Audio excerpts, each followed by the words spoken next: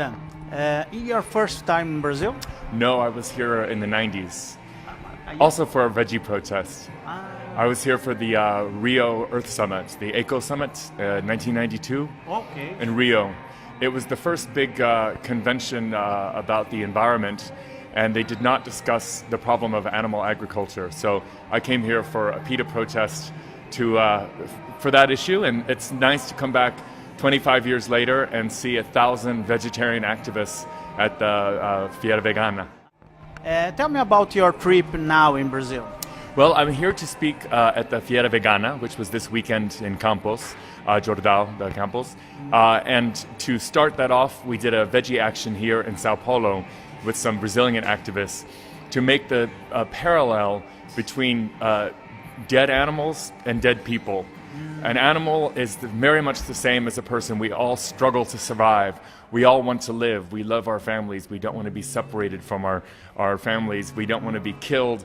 And so we had this action at lunchtime on Paulista to make this image for people as they were going to decide what to have for lunch, to see dead humans in a meat package, to bring the image of meat packages, of dead animals, and to draw the parallel. And I think it was exciting because we were in the crosswalk where there was hundreds of people crossing, and I think even if you didn't agree with us, it was an image that you don't forget, you know? And that was the whole point of it. The reaction is very strong, or no? People just stopped and stared, and then we had a discussion. There was some people speaking in Portuguese. I spoke a little Portuguese and a little English to make the point. But I think when you see carne é carne, and that was the point of the protest, and I think it really made people think. PETA uses a lot of provocative images because there's a lot of competition for people's attention these days. People are glued to their smartphone, they're online, they're watching TV, and so we have a lot of competition for people's attention, and that's why we use such strong images to make our point for animals.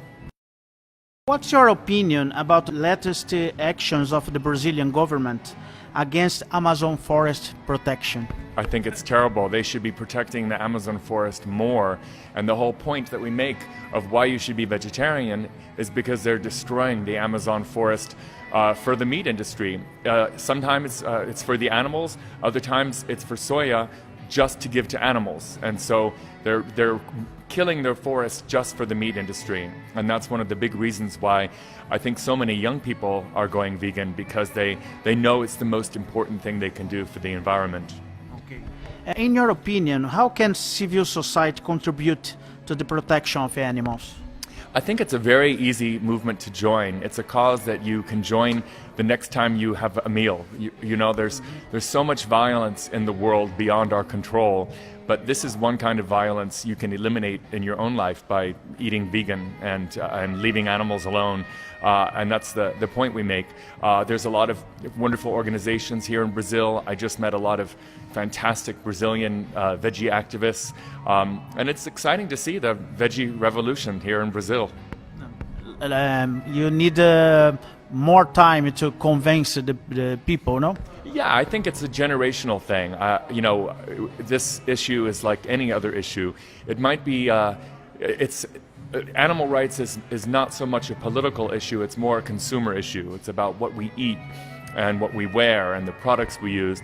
And I think when you have many decades of bad habits to overcome, it can be more difficult. But for younger people, they have new habits, and it's very easy to make these decisions to let animals live and have a wonderful life. You have a lot better health if you're vegetarian or vegan, and it's just, I think that's why you can't pass a restaurant in Sao Paulo without seeing a vegan sign in the window. So I think it's a big change happening here.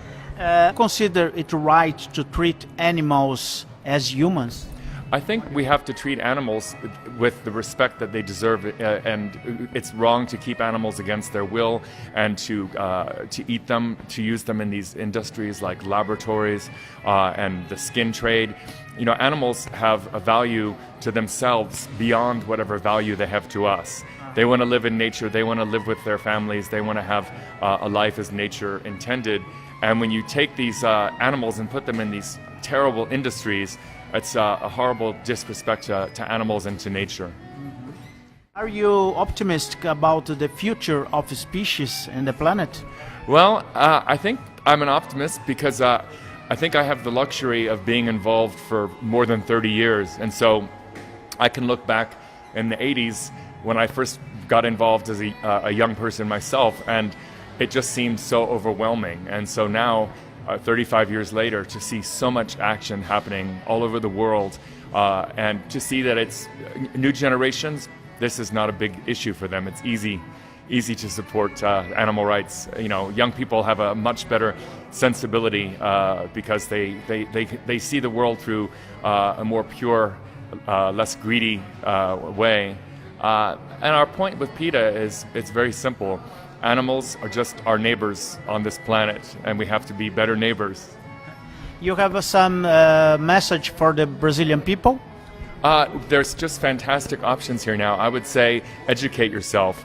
There's so much information now online, and learn about the environmental impact of eating meat and of animal products. Choose to not wear leather and to just, you can live a fantastic life. PETA works with a lot of artists like Pink and Paul McCartney and Pamela Anderson to show that you can have a thriving, dynamic, fantastic life without hurting animals. You talk about the celebrities. There are some Brazilian celebrities support the PETA. Sure, Giselle was just on the cover of Vogue, wearing fake fur, saying that she would never again wear fur, and that she supports animal rights. And she was somebody who wasn't convinced earlier in her career, and I think she makes a great case that we all have to evolve. We all live and learn. Thank you very much, Dan. Thank you, my pleasure.